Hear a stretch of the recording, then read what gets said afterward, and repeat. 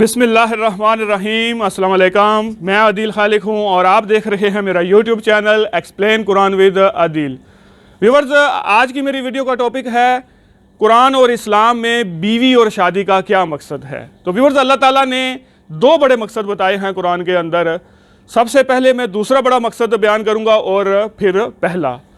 تو دوسرا بڑا مقصد یہ ہے کہ اللہ تعالیٰ کا ارشاد ہے سورہ اعراف میں 189 میں، هو الذي خلقكم من نفس واحدة وجعل منها زوجها ليسكن إليها۔ وہی اللہ ہے جس نے تم کو ایک جان سے پیدا کیا، پھر اسی میں سے اس کی بیوی کو بنایا تاکہ وہ اس کے پاس سکون حاصل کرے۔ سورہ روم کے اندر ہے، اللہ تعالیٰ کا ارشاد ہے وَمِنْ آيَاتِهِ أَنْ خَلَقَ لَكُم مِّنْ أَنفُسِكُمْ أَزْوَاجًا لِتَسْكُنُوا إِلَيْهَا۔ اور اس کی نشانیوں میں سے یہ ہے کہ اس نے تمہارے لیے تمہاری ہی جنس سے بیویاں بنائیں تاکہ تم ان کے پاس سکون حاصل کرو۔ تو ویورز، بیوی اور شادی کا دوسرا بڑا مقصد یہ ہے کہ بیویوں سے شوہر جو ہیں، مرد جو ہیں، وہ سکون حاصل کریں۔ بیویاں اس لیے پیدا کی گئی ہیں، اس لیے بنائی گئی ہیں۔ تو ویورز، یہ سکون بیویوں سے تین طریقوں سے حاصل ہوتا ہے۔ بیان القرآن میں ڈاکٹر اسرار احمد صاحب لکھتے ہیں کہ یہ پہلا سکون جو بیوی سے ہے وہ ہم بستری سے حاصل ہوتا ہے۔ انسان کے اعصاب میں جو دباؤ اور تناؤ کی کیفیت ہوتی ہے، تو اس ہم بستری کے تعلق کے بعد اس میں سکون اور راحت کی کیفیت پیدا ہو جاتی ہے۔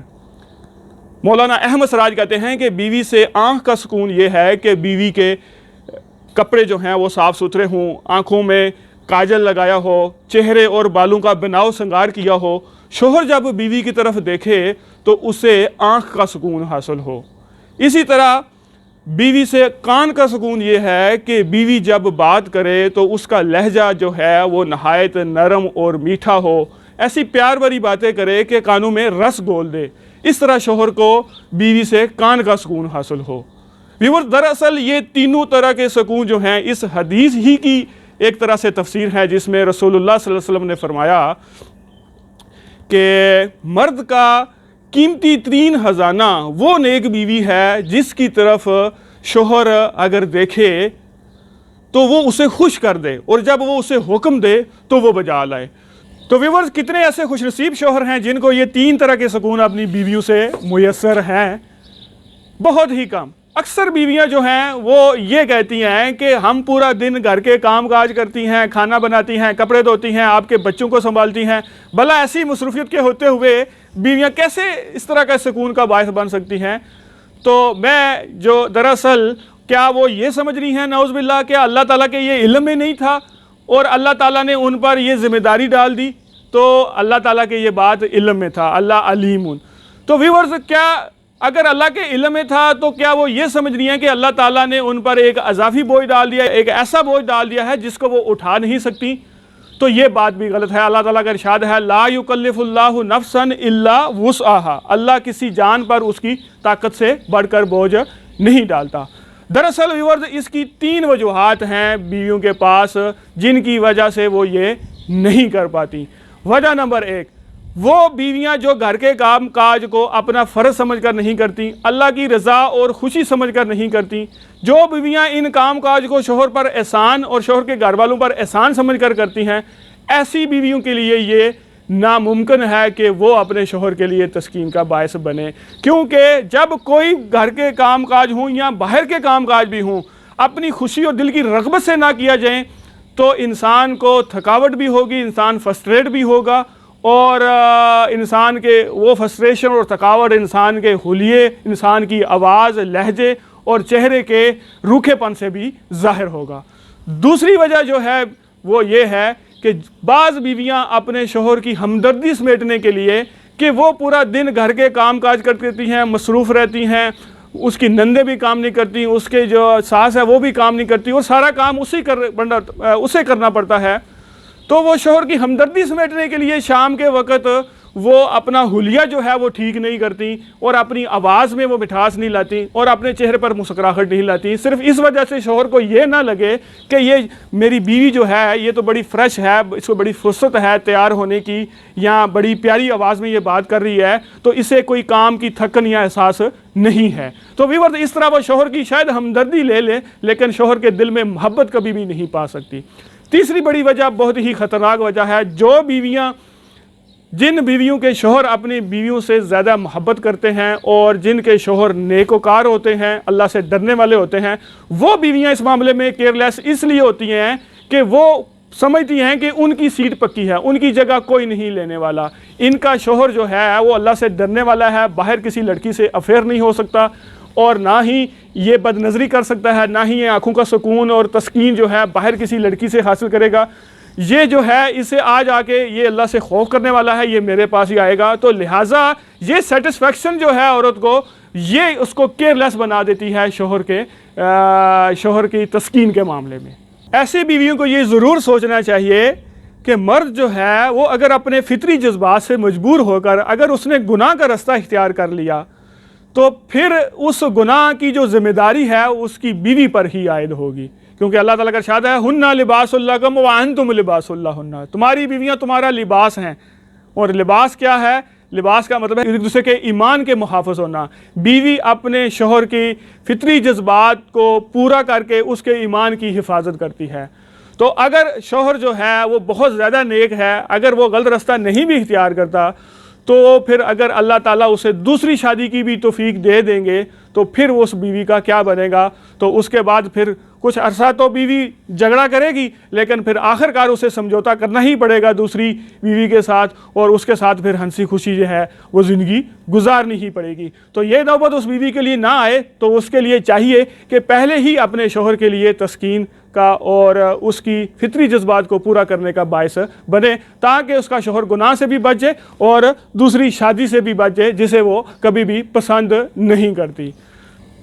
حضرت اسما بنت یزید انصاری رضی اللہ تعالیٰ عنہا ایک دفعہ نبی کرم صلی اللہ علیہ وسلم کی خدمت میں حاضر ہوئیں اور عرض کی، یا رسول اللہ صلی اللہ علیہ وسلم، میرے ماں باپ آپ پر قربان، جس طرح مردوں کی جماعت آپ پر ایمان لائی اسی طرح ہم عورتوں کی جماعت بھی آپ پر ایمان لائی، میں عورتوں کی طرف سے بطور قاصد آپ کی طرف بھیجی گئی ہوں، ہم عورتیں گھروں میں گھری رہتی ہیں، پردوں میں رہتی ہیں، مردوں کی خواہشیں ہم سے پوری کی جاتی ہیں، ہم ان کی اولادوں کو اپنے پیٹوں میں اٹھائے رکھتی ہیں، جبکہ مرد جو ہیں وہ ہم سے ثواب میں کہیں زیادہ آگے ہیں، وہ جمعہ کی نماز ادا کرتے ہیں، وہ جماعت کی نماز پڑھتے ہیں، مریضوں کی عیادت کرتے ہیں۔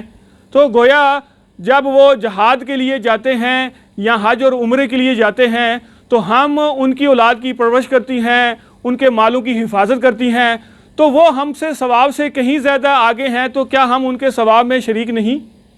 تو رسول اللہ صلی اللہ علیہ وسلم نے صحابہ کرام کی طرف دیکھا اور کہا، کیا تم نے اس عورت سے بہتر دین کے بارے میں کوئی سوال کرنے والی دیکھی ہے؟ تو پھر رسول اللہ صلی اللہ علیہ وسلم حضرت اسما کی طرف متوجہ ہوئے اور کہا کہ سنو، جن عورتوں نے تمہیں بھیجا ہے انہیں جا کر کہہ دو، تم جو اپنے شوہر کے ساتھ اچھا برتاؤ کرتی ہو اور اپنے شوہر کی خوشنودی تلاش کر کے اس پر عمل کرتی ہو تو تمہارا یہ سب ان سارے ثواب ان سارے کاموں کے برابر ہے۔ سبحان اللہ! دیکھیں کہ عورتیں گھر میں رہ کر ہی جہاد اور عمرے اور حج اور یہ سارے ثواب سمیٹ رہی ہیں۔ دوسری طرف اگر شوہر اور بیوی کے کاموں کو کمپیئر کیا جائے تو ان کا کوئی مقابلہ ہی نہیں ہے شوہر کی مشکلات کا۔ شوہر کی مشکلات کہیں زیادہ ہیں۔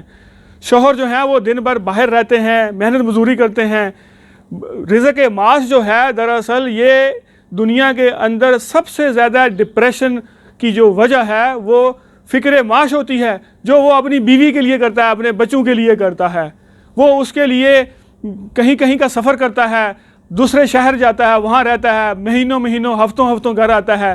بعض جو بیرون ملک ہوتے ہیں وہ شاید کئی سالوں میں اپنے گھر آتے ہیں، اپنے گھر اپنے بیوی بچوں سے دور رہتے ہیں، اور جو ہے وہ کتنی ہی مشکلات جھیلتے ہیں۔ وہاں رہ کر وہ اپنے لیے کھانا بھی خود بناتے ہیں، کپڑے بھی خود دھوتے ہیں۔ کچھ جو لیبر لوگ ہیں جو باہر مزدوری کرتے ہیں وہ خاص طور پر صبح 4 بجے اٹھتے ہیں، اپنے لیے کھانا بناتے ہیں اور بسوں میں بیٹھتے ہیں، پھر جا کر کہیں اپنی ڈیوٹی کرتے ہیں، پھر جا کر شام کو کہیں 8 بجے گھر پہنچتے ہیں، پھر اپنے لیے کھانا بناتے ہیں، کیا یہ بیویوں نے دیکھا ہے کہ شوہر جو ہے وہ کتنی مشکلات سے گزرے ہیں؟ اکثر بیرون ملک جو کام کرتے ہیں اکثر جو ہیں وہ ان ساری مشکلات سے وہ گزرتے ہیں۔ تو ویورز، بیوی اس کے مقابلے میں گھر میں رہ کر یہ کوئی اتنے کام نہیں ہے۔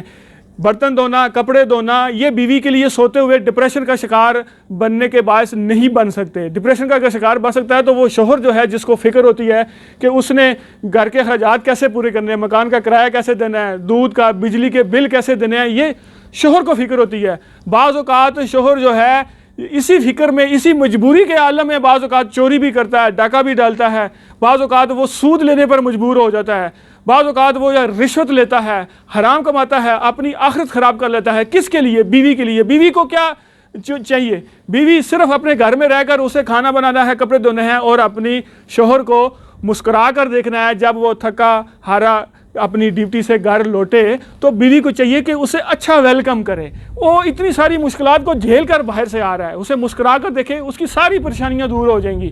وہ ضروری نہیں ہے کہ بیوی دن بھر کی ساری شکایتیں گٹھی کر کے رکھے اور اپنا ایسا حلیہ بنا کر مسکین والا رکھے، اور جب شوہر آئے کہ بس اسے دکھانا ہے، اسے پریٹینڈ کرنا ہے کہ وہ کتنی مجبور ہے۔